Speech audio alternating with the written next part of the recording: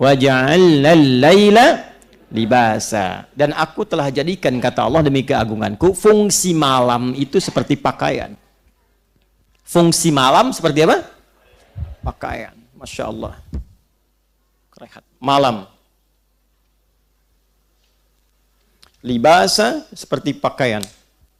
Dan yang saya terangkan ini, karena ini pakai ilmu balaghah. Nanti cara memahaminya menggunakan pendekatan ilmu bahasa gramatikal yang ketiga, nahwu, sharaf, balaghah. Libas. Ya. Libasa. Di balaghah itu nanti ada ma'ani, bayan, dan badi'. Kita ambil ilmu bayan dulu di majaz ya. Kita ambil kinayah. Kiasan. Libas itu disebut dengan pakaian, terjemahannya bahasa kita. Pakaian. Apa fungsi pakaian? Menutup apa? Aurat. Apalagi? Apalagi? Menampilkan keindahan. Kan? Memberikan kenyamanan. Dengan berpakaian, nyaman kan? Dengan berpakaian, menutup aurat kan? Dan biasanya bukan sekedar berpakaian, tapi kan orang berpakaian itu ingin dilihat tampil indah kan? Tampil nyaman. Nanti tidak sedikit didapatkan ayat-ayat Quran memberikan metafor, majas, kiasan pada fungsi kehidupan itu seperti pakaian. Contoh begini, Al-Baqarah ayat 189, ini kalimat libas pertama dalam Al-Quran. Yang ini kan An-Naba. Quran surah 2 ayat 187 ke 187 dulu. Quran surah 2 Al-Baqarah ayat 187, paling kanan sebelah atas di mushaf. Uhilla lakum lailatas siyamir rafathu ila nisaikum. Hunna libasul lakum wa antum libasul lahun. Istri pakaian untuk suaminya, suami pakaian untuk istrinya. Tuh. Apa maksudnya ini?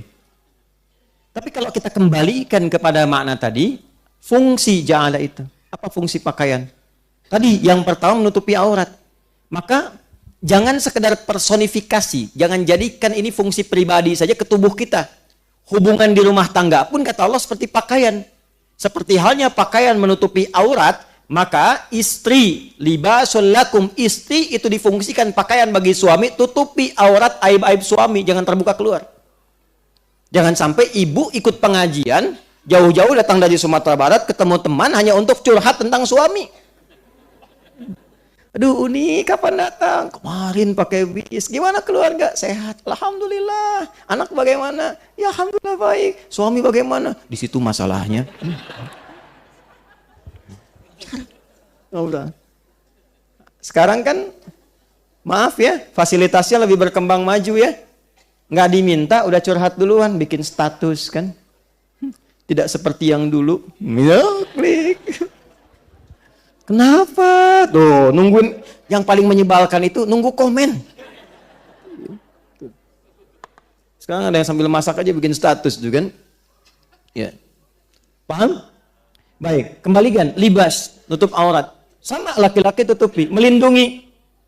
Ya, ar-rijalu qawwamuna 'alan nisa, lindungi pakaian, melindungi dari dingin, dari panas, ada pakaian menyesuaikan. Demikian, tampil indah.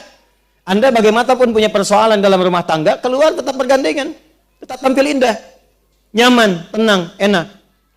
Intinya apa? Libas memberikan ketentraman, kenyamanan, kedamaian dan keindahan bagi yang merasakannya.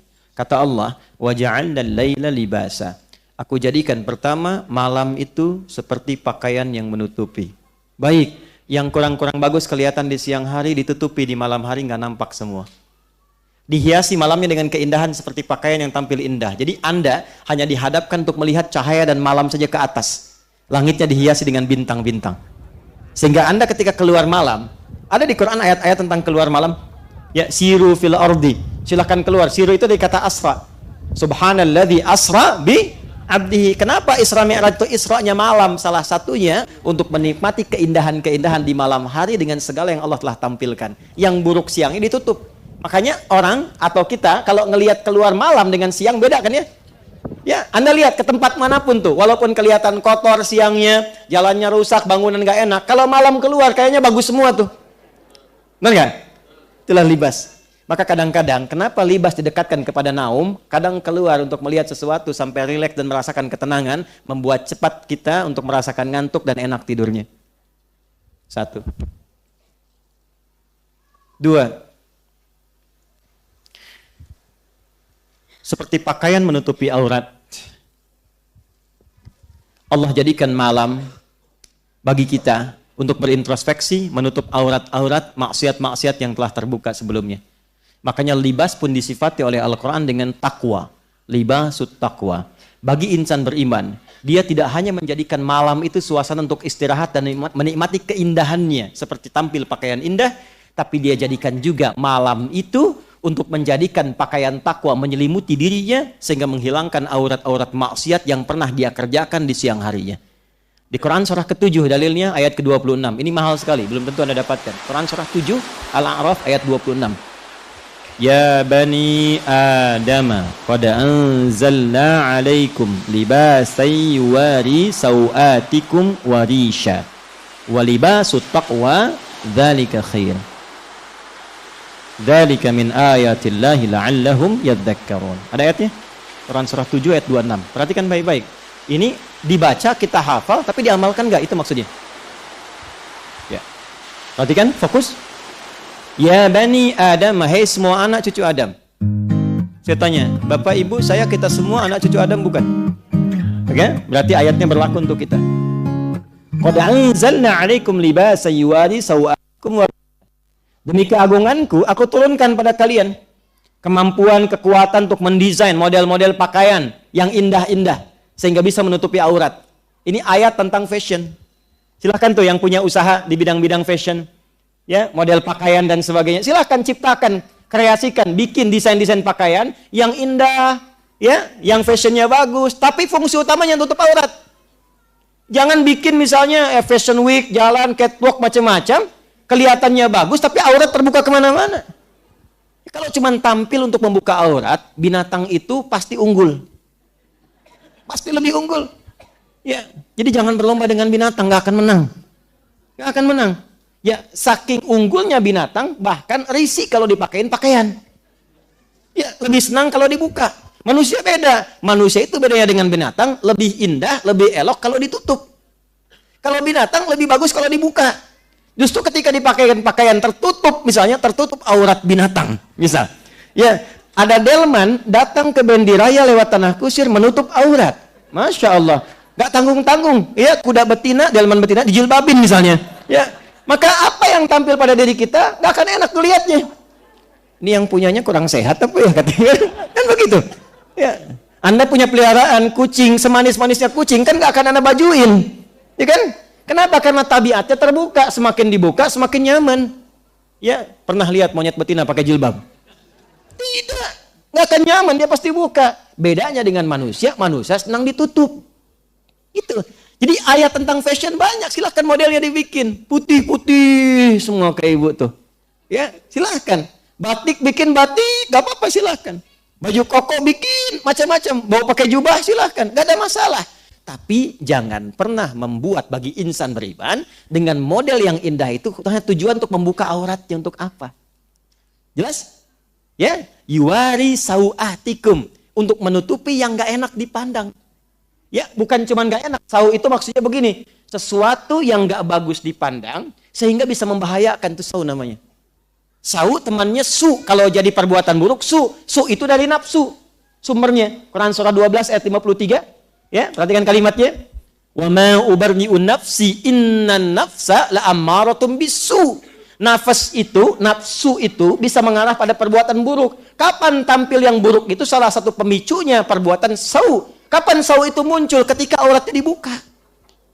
Ya, makanya kalimatnya mengatakan, ya, libasa yuwari sau'atikum. Ini ditutup pakaian ini, menutup hal-hal buruk dalam tubuh ini yang nggak layak dipandang, yang kalau terbuka menarik orang yang tidak mampu mengontrol nafsunya. Nah, itu diputar oleh orang liberal sekarang. Wah, ini bukan pakaian yang terbuka, dia aja nggak bisa nahan nafsu. Kurang sehat tuh cara berpikirnya. Justru cara menahan nafsu itu dengan cara Anda menutup aurat. Ketika Anda buka, Anda memancing dia untuk mengeluarkan nafsunya, itu persoalannya. Jadi Quran itu ada sau, ada su, ada nafas, ada nafsu. Kalau kita ngajinya total, kita paham itu. Teruskan ayatnya. Walibasut taqwa. Nah ini kaitannya. Dan di antara sekian libas pakaian yang bagus itu, yang paling baik libasut taqwa. Dzalika khair. Pakaian takwa.